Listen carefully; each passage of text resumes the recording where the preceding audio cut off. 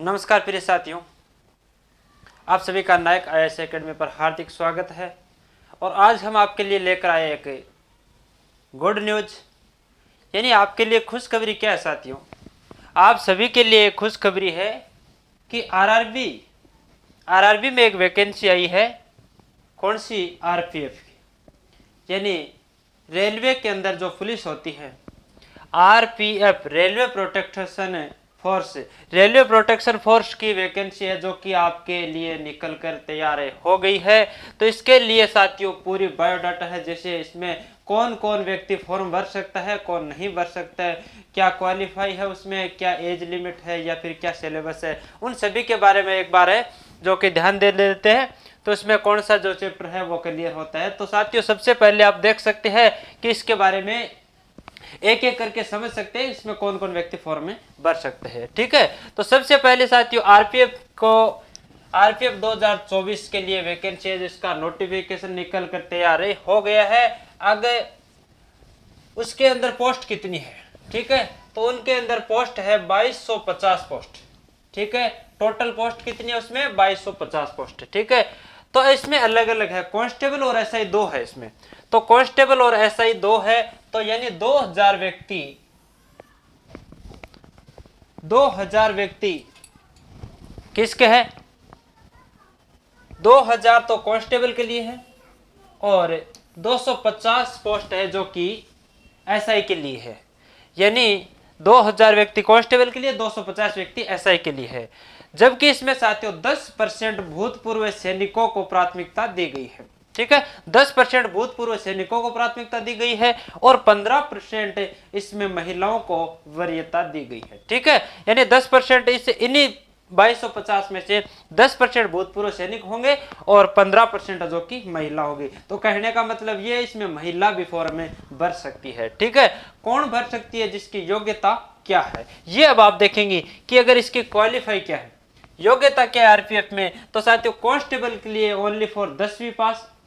जिस व्यक्ति ने 10वीं पास कर रखी है वह व्यक्ति आरपीएफ का फॉर्म भर सकता है। अब बात आती है एसआई की। तो एसआई के अंदर कौन फॉर्म भर सकता है? जिसने स्नातक की है, यानी जिसने जो कि ग्रेजुएट कर रखी है, बीए कर रखी है, वह व्यक्ति एसआई का फॉर्म में भर सकता है। अगर बात आती है साथियों एज की कि कितनी एज तक फॉर्म भर सकते हैं और कौन सी एज वाले नहीं भर सकते, तो साथियों एज लिमिट की अगर बात करें तो कांस्टेबल में 18 से 25 के बीच में फॉर्म में भर सकता है। जो व्यक्ति 18 साल का हो चुका है वह आरपीएफ का फॉर्म भर सकता है। जो व्यक्ति 25 साल का है, यानी 25 साल से आगे अगर है तो उसके बारे में बताऊंगा क्या ऑप्शन है। तो जो व्यक्ति 18 से 25 के बीच में है वह व्यक्ति आसानी से फॉर्म में भर सकता है। अगर बात करें एसआई की, तो एसआई के अंदर 20 से 25, यानी जो 20 साल से 25 साल के बीच में व्यक्ति है वह आरपीएफ का फॉर्म में भर सकता है। अब अगर बात रहती है कि व्यक्ति 26 साल का हो गया, अगर आप सोचते होंगे कि 26 साल वाला फॉर्म भर सकता है क्या, तो साथियों इसमें है ओबीसी में 3 साल की छूट है। ओबीसी वालों के लिए 3 साल की छूट है, यानी 3 साल की बोले तो 25 + 3 28 साल की, 25 + 3 28 साल, तो ओबीसी वाला 28 साल तक फॉर्म भर सकते हैं। अब अगर बात आती है कि जो कि SC ST की, तो SC ST में ओनली जो कितनी छूट दी जाती है? 5 साल की। ठीक है, 5 साल की छूट दी जाती है। तो 25 + 5 30, यानी जो व्यक्ति 30 साल का है SC ST का है वो फॉर्म भर सकता है। ठीक है, ये बात रही आपके फॉर्म से संबंधित। और फॉर्म आपका होगा ऑनलाइन। ठीक है, फॉर्म होगा आपका,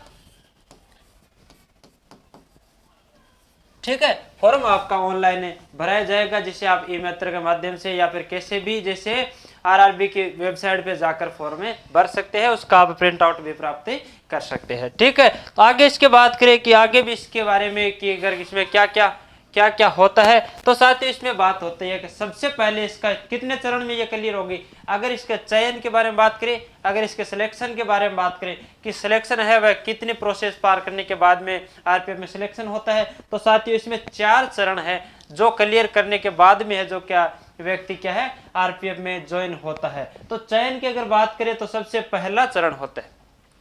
सबसे पहले चरण में क्या होगा, तो सबसे पहले चरण में आपकी सीबीटी फर्स्ट होगी। ठीक है, पहले चरण में सीबीटी होगी। सीबीटी किसको कहते हैं, यानी कंप्यूटर आधारित प्रशिक्षण, ठीक है, कंप्यूटर आधारित परीक्षण होगा, जिसमें साथियों क्या होगा कि आपका एग्जाम होगा, आपका रिटन एग्जाम होगा, यानी लिखित परीक्षा सबसे पहले होगी, ठीक है, और वह भी ऑनलाइन, किसके माध्यम से, वह भी ऑनलाइन होगी, ठीक है। कितने क्वेश्चन आएंगे वो मैं आगे बता दूंगा उसके बारे में। तो सबसे पहले मैं चरण के बारे में बात करें तो पहला चरण आपका सीबीटी होगा। उसके बाद में पहला चरण क्लियर करने के बाद में, पहला चरण आपको दिया जाएगा, उसके बाद में आपका सिलेक्शन होगा तो अगले चरण में बुलाया जाएगा, अन्यथा अगले में नहीं बुलाया जाएगा, ठीक है। तो आपके सबसे पहले आपकी सीबीटी आपको क्लियर करना होगा, ठीक है। इसके सीबीटी के बाद में होगा पीईटी, यानी फिजिकल टेस्ट आपका होगा, जिसमें शारीरिक दक्षता परीक्षण, ठीक है। अब शारीरिक दक्षता परीक्षण में क्या होती, आपकी दौड़ है, लॉन्ग जंप है और हाई जंप है, वह सभी किस में आते हैं, फिजिकल में आता है। अब अगर बात आती है पीएमटी, तो शारीरिक मापतोल परीक्षण भी इसी में आए। तो ये दोनों एक दिन होंगे, पीईटी और पीएमटी ये दोनों एक साथ होंगे, यानी इसमें अगर कोई सिलेक्शन होगा तो वह मेरिट बाद में, ये दोनों साथ में होंगे, यानी ये दोनों साथ में होंगे। इसके बाद में आपको जो कि डॉक्यूमेंट है वेरिफिकेशन के लिए बुलाया जाएगा, ठीक है।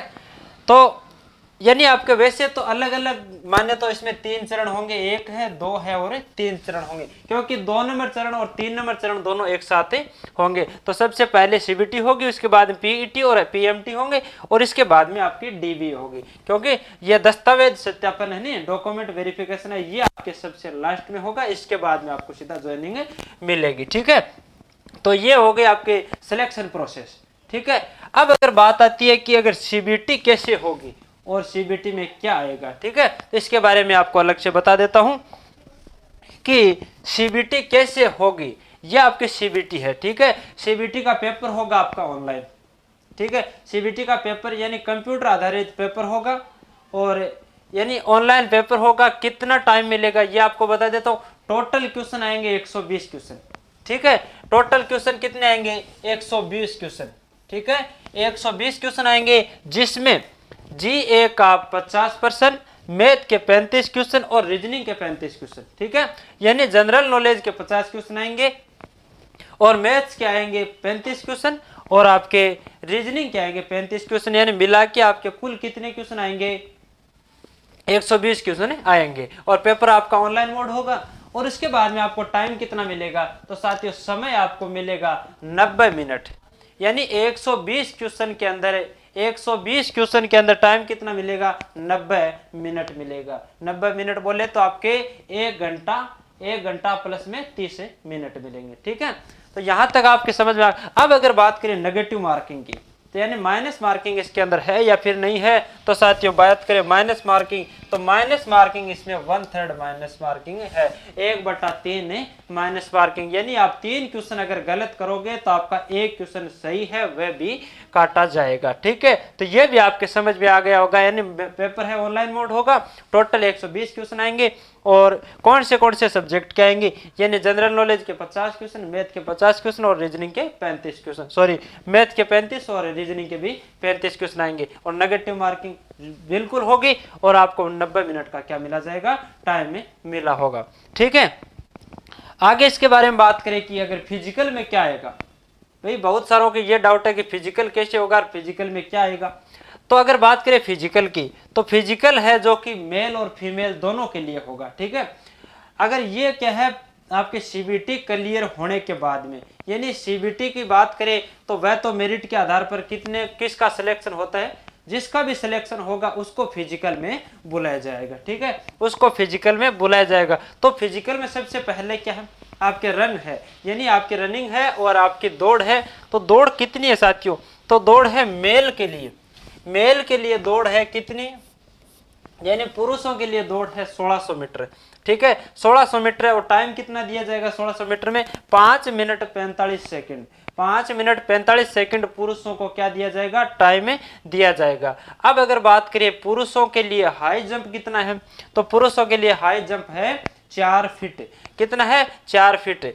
अगर बात करें लॉन्ग जंप की, तो पुरुषों के लिए लॉन्ग जंप कितना है 14 फीट, यानी 4 फुट हाई जंप है और लॉन्ग जंप है 14 फीट। अगर बात करें फीमेल की, यानी महिलाओं के लिए दौड़ कितनी होगी, 800 मीटर होगी, 800 मीटर दौड़ होगी महिलाओं के लिए। और टाइम कितना दिया जाएगा, 4 मिनट 40 सेकंड महिलाओं को टाइम में दिया जाएगा। और महिलाओं के लिए हाई जंप कितना है, 3 फुट होगा।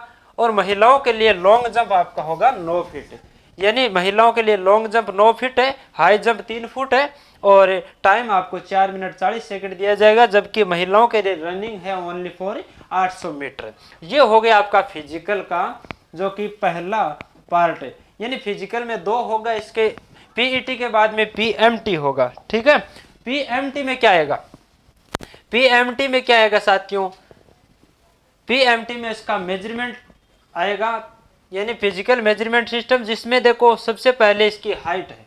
ठीक है, हाइट में देखो मेल के लिए कितनी हाइट होगी, यानी इसमें जनरल और ओबीसी के लिए मेल की हाइट है 165 सेमी, 165 सेमी, जबकि फीमेल की है, यानी ओबीसी और जनरल की फीमेल की जो की हाइट है कितनी होनी चाहिए, 157 सेंटीमीटर होनी चाहिए। अगर बात करें जनरल और ओबीसी की, जो कि जनरल और ओबीसी के लिए चेस्ट है, यानी महिलाओं के लिए चेस्ट वाली कोई दिक्कत नहीं है, और यानी इसमें पूछा भी नहीं जाता, जबकि चेस्ट ये वाला सिस्टम है ओनली फॉर जो कि पुरुषों के लिए लागू है। तो साथियों अगर चेस्ट की बात करें तो जनरल और ओबीसी के लिए चेस्ट कितना होना चाहिए, 80 सेंटीमीटर होना चाहिए, जबकि बिना फुलाए 80 सेंटीमीटर होना चाहिए। फुलाने के बाद में कितना चाहिए, यानी 85, यानी फुलावट कितनी चाहिए, 5 सेंटीमीटर उसकी फुलावट होनी चाहिए। 80 बिना फुलाए और फुलाने के बाद में कितना होना चाहिए, 85 होना चाहिए।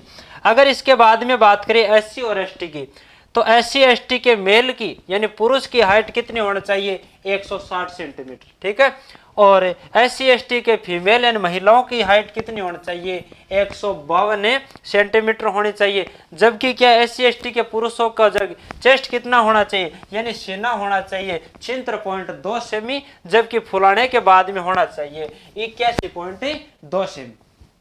ठीक है, 81.2 सेमी। अगर बात करें नीचे अदर की, यानी अनोदर कैटेगरी के लिए क्या होना चाहिए, अनोदर कैटेगरी के लिए क्या है, हाइट है जो कि मेल की 163 है और फीमेल की 155 है, और इसका चेस्ट है जो कि 80 सेंटीमीटर है, और फुलाने के बाद में होना चाहिए 85 सेंटीमीटर, फुलाने के बाद में होना चाहिए 85 सेंटीमीटर। तो ये हो गए आपके आरपीएफ के बायोडाटा, जिसके बारे में आपको पता नहीं था, आप सोच रहे थे कि कौन फॉर्म भर सकता है। तो साथियों इस वीडियो के माध्यम से आप समझ सकते हैं कि कौन कौन लोग फॉर्म भर सकते हैं और कैसे भर सकते हैं। तो आप फॉर्म इसका ई मित्र के माध्यम से आप ऑनलाइन अप्लाई करा सकते हैं, और इसमें क्या क्या डॉक्यूमेंट है, यानी आप बताइए, जिसने कांस्टेबल से फॉर्म भर रहे हो तो कांस्टेबल के लिए 10वीं पास योग्यता, जिसमें आपके अगर कैटेगरी अगर आप किसी में आते हो उसका जाति प्रमाण पत्र लगा के वैसे आप भर सकते हो। वैसे आपको कोई ज़्यादा बताने की आवश्यकता है नहीं।